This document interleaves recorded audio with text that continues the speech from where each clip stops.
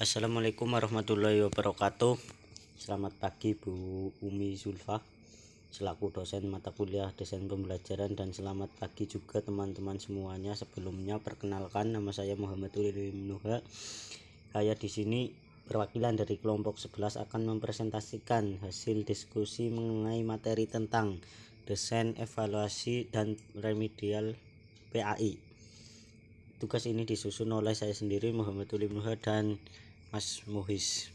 Kita langsung saja ke pengertian evaluasi pembelajaran. Evaluasi adalah berasal dari kata evaluation yang kemudian diserap ke dalam bahasa Indonesia menjadi evaluasi, yang berarti suatu upaya untuk menentukan nilai atau jumlah. Evaluasi harus dilakukan secara berhati-hati, bertanggung jawab, menggunakan strategi, dan dapat dipertanggungjawabkan. Sementara itu, Anas Sudjono mengungkapkan bahwa kata evaluasi bersinonim dengan penilaian. Terus ke fungsi evaluasi pembelajaran. Evaluasi merupakan alat yang penting sebagai umpan balik bagi siswa. Evaluasi merupakan alat yang penting untuk mengetahui bagaimana ketercapaian siswa dalam menguasai tujuan yang telah ditentukan. Evaluasi dapat memberikan informasi untuk mengembangkan program kurikulum. Evaluasi berguna untuk para pengembang kurikulum khususnya, dan menentukan kejelasan tujuan khusus yang ingin dicapai. Evaluasi berfungsi sebagai umpan balik untuk semua pihak yang berkepentingan di sekolah. Pengertian remedial. Secara etimologis, remedial berasal dari kata remedy, yaitu bahasa Inggris, yang artinya menyebutkan, membetulkan, perbaikan. Sedangkan secara terminologis adalah suatu kegiatan belajar mengajar yang bersifat perbaikan ke arah pencapaian hasil yang diharapkan. Fungsi remedial. Fungsi remedial itu ada 3, yang terutama fungsi kognitif, penyesuaian, dan pemahaman.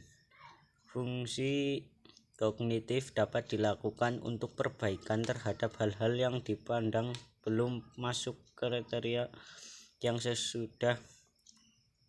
sudah ditetapkan dalam proses belajar. Fungsi penyesuaian adalah pengajaran remedial dapat membentuk siswa untuk beradaptasi dengan lingkungan sekitarnya. Fungsi pemahaman yaitu memungkinkan guru atau orang lain dapat memperoleh pemahaman yang lebih baik terhadap pribadi siswa. Lanjut ke prosedur pelaksanaan remedial, yang terutama ada meneliti kembali kasus.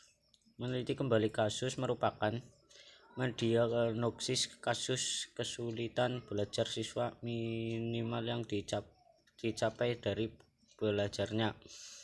Yang kedua ada menentukan tindakan yang harus dilakukan. Menentukan tindakan yang harus dilakukan merupakan tindakan yang sangat relevan untuk dilakukan agar lebih alternatif. Yang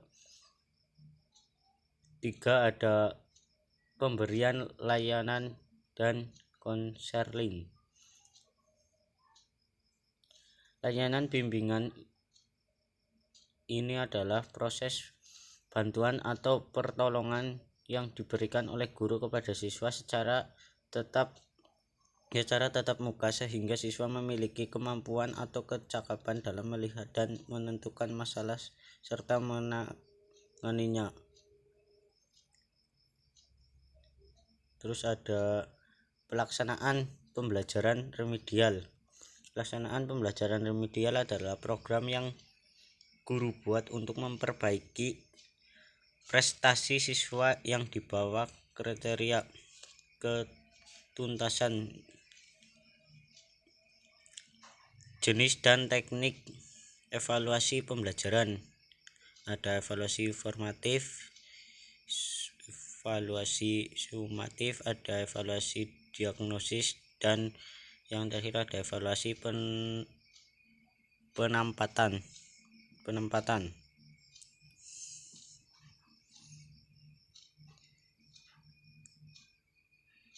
Merencanakan langkah-langkah evaluasi pembelajaran. Tahap persiapan ada kompetensi dasar beserta indikator pencapaian kompetensi tersebut, ruang lingkup dan sistematika materi pembelajaran, kisi-kisi evaluasi pembelajaran berdasarkan materi pembelajaran, menulis butir-butir soal dengan bentuk sebagaimana yang direncanakan dalam kisi-kisi. Jika diperlukan, soal perlu diuji terlebih dahulu sebelum diperbanyak sesuai dengan kebutuhan. Ada tahap pelaksanaan. Melaksanakan evaluasi pembelajaran harus disesuaikan dengan maksud atau tujuan tertentu. Tahap pemeriksaan. Dalam tahap pemeriksaan ini dilakukan penentuan dan pengolahan angka atau skor melalui kegiatan koreksi. Thank you, terima kasih, sekian, kurang lebihnya mohon maaf. Assalamualaikum warahmatullahi wabarakatuh.